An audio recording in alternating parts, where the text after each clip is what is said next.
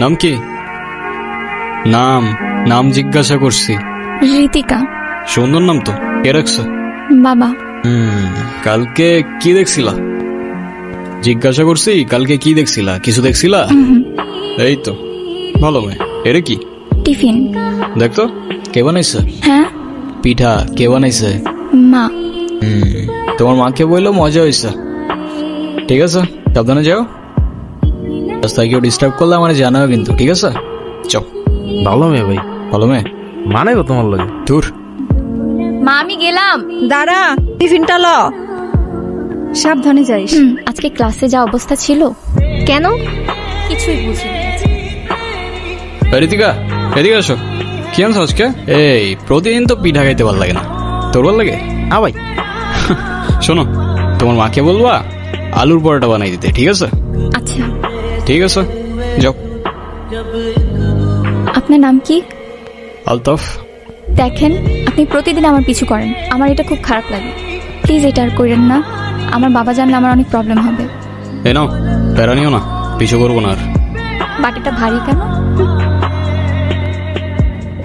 আচ্ছা যা, bye bye. হাওয়া ছাড়ছে কে? ধরে নিয়ে তো। কিরে হাওয়া ছাড়ছিস তুই? কি জিজ্ঞাসা করি তোরে? হাওয়া ছাড়ছিস তুই? হ্যাঁ ভাই। আচ্ছা আচ্ছা, কেন ছাড়ছিস? এমনি। আচ্ছা এদিকে।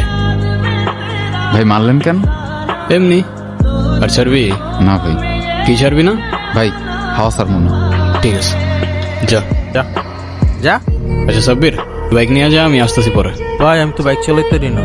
আরে তো ঠেলা ঠেলা নিয়ে যা। আপনি মানুষটা কিন্তু খারাপ না। আচ্ছা, তো হঠাৎ এটা কেন মনে হলো তোমার? জানি না, কিন্তু আপনি এসব কেন করেন? এইসব কোন সব? এই যে আপনি রাস্তাঘাটে মারামারি করেন, আপনার বাবা মা বকে না? ভালো বলছো, এভাবে তো কখনো ভেবেও দেখি নাই। না, ওকে না, ওকার মতো কেউ নাই তো। কেন, আপনার বাবা মা কই? যাই না, কখনো দেখিও নাই।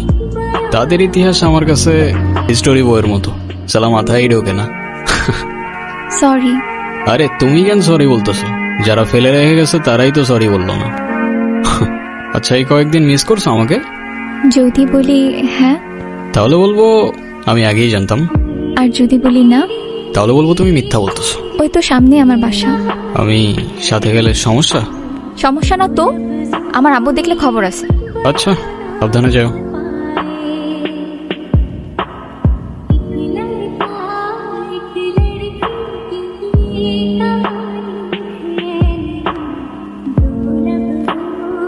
কিছু কিছু গল্প থাকে যেটা বারবার বললেও রেশ কাটে না, আর কিছু কিছু ফিলিং থাকে যেটার শুরু থাকে কিন্তু শেষ থাকে না।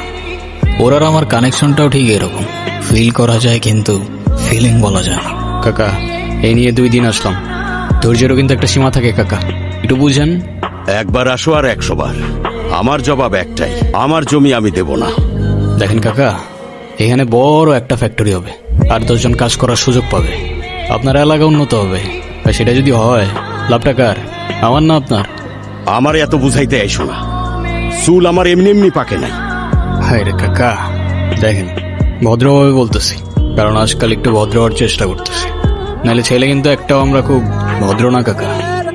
শোনো, তুমি আসো আর তোমার বাপ, জমি আমি এইটা দেব না। হে কাকা, বাপে যাওয়া উচিত হয় না আপনার, আর জমি লাগবে বলছি তো লাগবে, ব্যাস কথা শেষ। আলতাফ, কিয়া তুমি এখানে? বাবা তুমি ভিতরে যাও। যাও না, আমি আসতেছি। আমি জানতাম না উনি তোমার বাবা, আর এসব আমি করতে চাই নাই। রাজু কাকা আমারে বারবার জোর করতেছিল, আমার কিছু করার ছিল না ঋতিকা। আমি আশা করবো আজকের পর থেকে আপনি না আমার পিছু করবেন, না কোনো যোগাযোগ রাখবেন, আর না আমার সামনে আসবেন। আমাকে মাফ করবেন, আমি মানুষ চিনতে ভুল করে ফেলছি। আমার আগেই বোঝা উচিত ছিল। তোরে একটা জমির মালিকরে ম্যানেজ করতে বলছিলাম, কতদিন হয়ে গেল, তাও পারলি না। এখন আমি ক্লায়েন্টরে কি দিয়া বুঝ দেই? তুই আমারে বুঝা দেখি। ওই জমি পাবা না কাকা। পাবো না মানে? পাবা না, ওই জমির আশা ছেড়ে দাও, এটা করতে পারবো না আমি, অনেক হয়েছে। ও এই কথা, তুই পারবি না? সমস্যা কি? তুই না পারলে অন্য কেউ পারবো, আলতাপ না পারলে জনি পারবো। কি জনি, পারবি না? জি কাকা। তুমি হয়তো আমার কথা বুঝো নাই, নাইলে আমি তোমারে বুঝাইতে পারি নাই কাকা। আমি করব না, মানে কেউ করবে না। দাও বাবা, আমি আপনাকে হাতে বুঝিয়ে দিতেছি। কন্যাদানটা আজকে হইলেই ভালো হয়, বাকিটা আপনারা যা ভালো মনে করেন। আপনাদের মেয়ে তো আমাদেরও মেয়ে, আমি তো সেটাই চাই। জি জি জি। ঋতিকা, কি হইতেছে এগুলা? বুঝলাম না আমি, কি করতেছো তুমি? এই বের হয় এখান থেকে। 1 মিনিট, আমি ঋতিকার সাথে কথা বলতেছি। ঋতিকা, তুমি শুধু একবার বলো এসব তোমার অনিচ্ছা হইতেছে, আমি সব ঠিক করে দেবো। এটা করো না ঋতিকা, না তুমি ভালো থাকবা না আমি। আরে আজব কিছু বলতেছো না কেন? তুই যেই হোস না কেন তাতে আমার কিচ্ছু যায় আসে না। তোর অনেক ক্ষমতা থাকতে পারে, কিন্তু এটা আমার বাড়ি। ঋতিকা, ভিতরে যা, তোকে ভিতরে যাইতে বলছি। এই, ওরে ভিতরে নিয়ে যাও। তোরে যেন আমার সামনে আর না দেখি। যা, বের হ, যা, বের হ। আমার মান সম্মান নিয়ে তোর তো কোনো চিন্তা নাই, অন্তত সমাজটার কথা ভাব। পরিবারের লোকজন কি বলবো সেটা ভাবছিস তুই? বাবা প্লিজ, তুমি আমার বিয়ে দিও না বাবা। তুমি যা বলবে আমি তাই শুনবো বাবা, প্লিজ আমার বিয়ে দিও না। যে ছেলে তোর বাবার গায়ে হাত তুলেছে তার জন্য তোর মায়া হয়? আসলে তুই কি চাস, আমি তোর জীবন থেকে সইরা যাই? বাবা আমি ওরেও ছাড়তে পারবো না বাবা, আমি তোমারও ছাড়তে পারবো না বাবা, প্লিজ আমার বিয়ে দিও না তুমি, প্লিজ। তুই এখন আবেগের মধ্যে আসোস, ভালো মন্দ এখনো বোঝার তোর বয়স হয় নাই। বিয়েটা হোক, তখন একাই সব সামলে নিতে পারবি। বাবা, বাবা প্লিজ। তোমার তো কোন এরকম দেই নাই ভাই, তুমি এমনি ভাঙ্গা পড়লা। তুমি এমনি ভাঙ্গা পড়লা, আমগো কি হইব ভাই?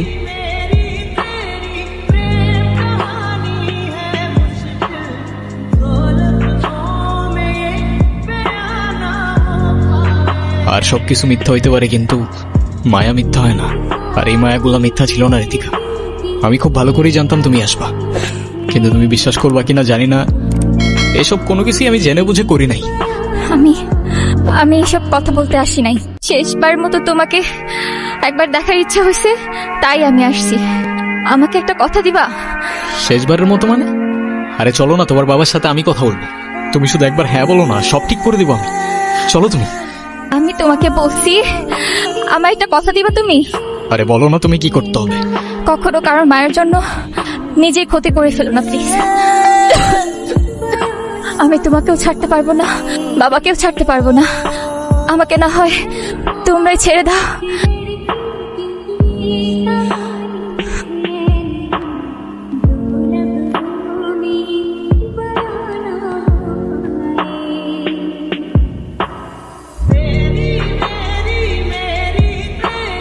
মা বাপ রেখে চলে গেল, কষ্ট হয়নি। সাথের মানুষগুলোও ছেড়ে চলে গেল, কিচ্ছু মনে হয় নাই। তারপর তুমি আসলা, আর সাথে এতগুলা ভালোবাসা নিয়ে আসলা। আমি তোমার নামের সেই গাছটার নিচে খুঁজতে শুরু করলাম তোমার ছায়া, কিন্তু বেলা শেষে আফসোস থেকে গেল। না বুঝলাম তোমার অভিমান, আর না বুঝলাম মায়া।